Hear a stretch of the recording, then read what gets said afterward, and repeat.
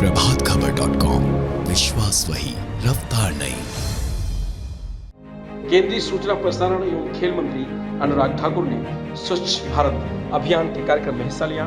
यह कार्यक्रम राजधानी लखनऊ के केडी सिंह बाबू स्टेडियम में हुआ। कार्यक्रम में पूर्व कैबिनेट मंत्री महेंद्र सिंह, उपेंद्र तिवारी समेत कई पार्टी के वरिष्ठ कार्यकर्ता मौजूद रहे। कार्यक्रम में आए हुए लोगों को केंद्रीय मंत्री अनुराग ठाकुर ने संबोधित किया। आइए सुनाते हैं उन्होंने क्या कहा। संसद बना तो पार्लियामेंट में बैठा बैठा एक बार रिपोर्ट पढ़ रहा था कि देश भर में हजारों लोगों की मृत्यु गंदगी के कारण हो जाती है, खुले में शौच जाने के कारण और उसके कारण जो गंदगी फैलती है उसके कारण होती है। शौचालय की सुविधा ना होना एक बहुत बड़ी प्रताड़ना। आप कल्पना कीजिए किसी गर्भवती महिला के लिए, बुजुर्ग के लिए, बच्चों के लिए सूर्योदय से पहले शौच जाओ और फिर सूर्यास्त का इंतजार करो, अपने आप में एक बहुत बड़ा तनाव और दबाव भी उनके ऊपर रहता था। लेकिन पिछले कुछ वर्षों में जिस तरह से माननीय मोदी जी 12 करोड़ से ज्यादा शौचालय देश भर में बनाकर दिए, ये अपने आप में कहने के लिए लगता है कि एक शौचालय ही तो बना, लेकिन आपसे अगले 8 घंटे बगैर शौचालय का इस्तेमाल करके रहना हो तो पता चलता है कि क्या दिक्कत है। एक बहुत बड़ा बदलाव देश भर में आया। गंदगी से कम करने की ओर भी चले तो दूसरी ओर एक आदत बन गई थी खाया पिया और वहीं पर फेंको और आगे निकल गए। ये सोच बदलने का प्रयास किया। अधिकतर देखा जाता है बड़ी बड़ी गाड़ियों में लोग चलते हैं, हाथ में बिस्किट, चिप्स या बाकी टॉफियों के पैकेट रैप लेंगे तो सड़क पे फेंक देते थे। लेकिन एक अभियान के रूप में स्वच्छता अभियान जब चला, सोच बदली लोगों, और सोच बदलने के साथ स्वच्छता अभियान के कारण पहले से बहुत बदलाव आया है। लेकिन अभी बहुत लंबी ये लड़ाई है। मैं देखता हूं बच्चों में बहुत बड़ा बदलाव आ गया है। वो अब वैसी गलती पहले की तरह नहीं करते हैं, लेकिन साथ ही साथ आपको अपने परिवार में भी और समाज के बाकी लोगों को भी स्वच्छता अभियान से जोड़ने की आवश्यकता है। हम कैसे ज्यादा से ज्यादा इस अभियान से जुड़ सकें, हमारा अपना घर हो। आपको भी हफ्ते या 15 दिन में एक बार ये जरूर ध्यान देना चाहिए कि आपके घर में ऐसी कितनी चीजें हैं जो शायद पिछले 3 साल में, 5 साल में पड़ी होंगी, लेकिन उसके कभी इस्तेमाल करने की जरूरत नहीं पड़ी। वो घर का एरिया भी रोक के रखा होगा, गंदगी भी होती होगी, मिट्टी भी जमा होती होगी। इसी तरह से आपकी गली हो, मोहल्ला हो, अगर टीमें बनेंगी तो स्वच्छता अभियान के कारण गंदगी मुक्त भी हमारा इलाका हो पाएगा। बहुत सारे लोगों ने देश भर में करने का काम किया और NYKS को जब हमने ये पिछले साल 1 अक्टूबर को कहा कि 2 अक्टूबर को महात्मा गांधी जी का जन्मदिन होता है और 31 अक्टूबर को सरदार पटेल जी की जयंती, राष्ट्रीय एकता दिवस मनाने का हम काम करते हैं, तो इस पूरे 1 महीने में हमें 75 लाख किलो प्लास्टिक वेस्ट इकट्ठा करना है। मुझे कहते हुए प्रसन्नता होती है कि आपने 75 लाख किलो नहीं, 114 लाख किलो पूरे देश भर में वेस्ट इकट्ठा करने का काम किया। आज के युवा प्रण ले तो कुछ भी हो सकता है। आपदा के समय दुनिया भर में जहां संकट था, लोग कमरों में बंद थे, घरों में बंद थे, उस समय भी NYKS और NSS के वॉलंटियर्स ने मास्क बनाकर और वितरण करने का काम देश भर में किया। करोड़ों मास्क बनाकर वहां पर दिए गए। ये भी एक बहुत बड़ी भूमिका आपकी थी। आरोग्य सेतु ऐप को जन जन तक इस आवाज को पहुंचाना, जागरूकता करना। आरोग्य सेतु ऐप के बारे में भी आपने बताया, कोविन ऐप के बारे में भी आपने बताया। आज दुनिया के बड़े बड़े देश, कई जगह पर आज भी लॉकडाउन है। चाइना में आज भी बहुत सारे शहरों में लॉकडाउन है, लेकिन आपके प्रयासों के कारण ये दोनों एप्लीकेशंस का दुनिया को पता भी चला। वैक्सीन के लिए रजिस्ट्रेशन भी करवाई और वैक्सीन लगाने के साथ साथ उनको सर्टिफिकेट भी डिजिटल मिला। आज भारत के लोग दुनिया में कहीं भी ट्रैवल कर सकते हैं। दुनिया के बाकी देशों में आज भी हाथ से लिखकर सर्टिफिकेट दे रहे हैं। ये टेक्नोलॉजी का उपयोग जो माननीय मोदी जी ने किया और आपने उसको जन जन तक पहुंचाने का काम किया, इसका बहुत बड़ा लाभ भारत को मिला है। यही नहीं मित्रों, स्वच्छता अभियान के बहुत सारे मायने हैं।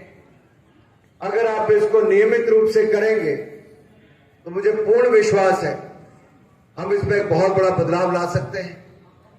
आज जहां से हमने कार्यक्रम की शुरुआत की, पहले मन यह था कि वहीं पर स्वच्छता अभियान करेंगे, फिर देखा वो इलाका इतना साफ सुथरा है कि वहां पर स्वच्छता क्या कर सकते हो।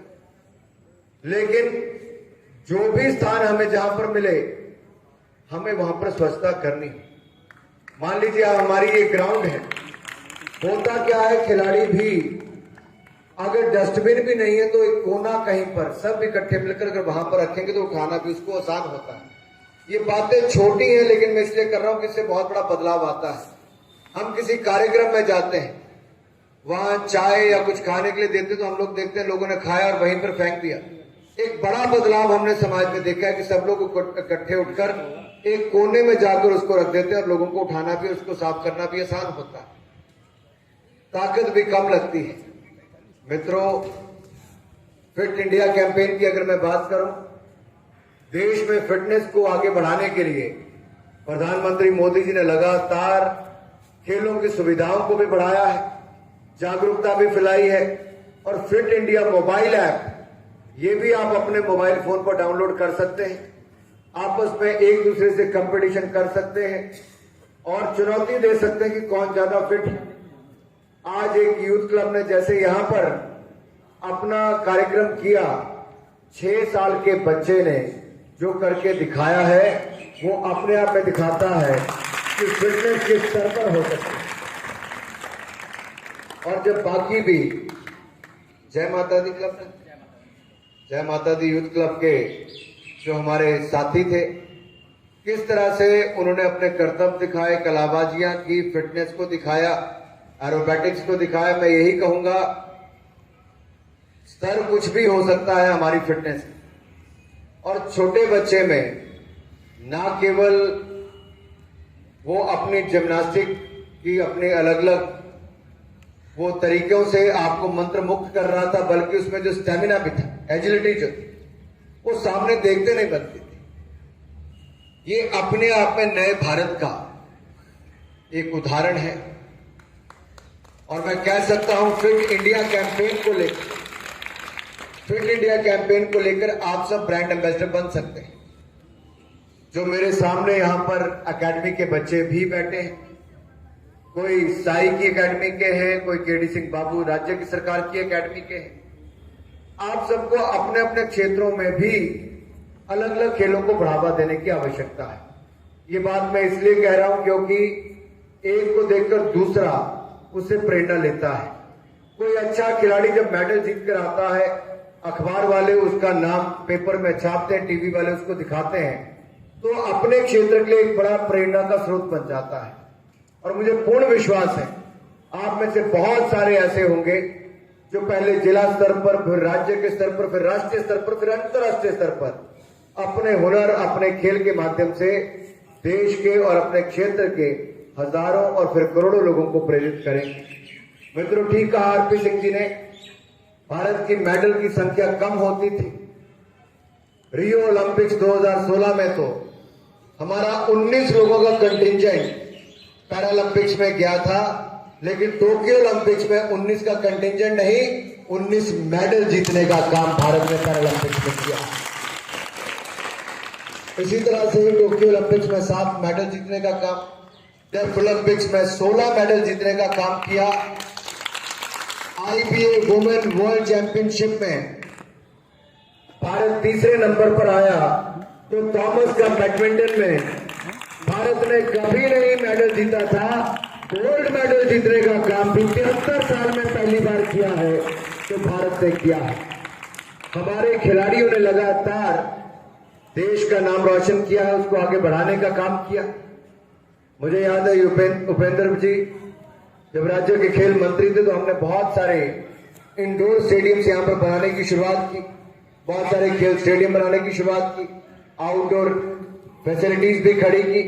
मुझे पूर्ण विश्वास है उस दिशा में हम और आगे काम करेंगे और खेलों की कोई सुविधा कम ना हो, ऐसा भी हम सबका प्रयास रहेगा। फिट इंडिया रन में आप सब शामिल हुए और आप यहां पर हजरतगंज से लेकर केडी सिंह बाबू स्टेडियम तक आए हैं। रास्ते में मैं देख रहा था भारत मां की जय गूंज के जो आप जय घोष कर रहे थे, बार बार नारे लग रहे थे। ये युवाओं का जोश, आजादी के 75 वर्ष जब हम मना रहे हैं, ये जोश देखने से नहीं बनता कि क्या जोश है आज के युवाओं में। और मैं आपसे निवेदन करता हूं, ये जो अमृत काल है, ये जो यात्रा हमारी 75वीं वर्षगांठ से 100वीं वर्षगांठ तक की है, आपको संकल्प लेना है कौन सा एक ऐसा क्षेत्र जहां पर आप बदलाव देखना चाहते हैं, उस क्षेत्र के लिए आप 25 वर्ष अगले लगा।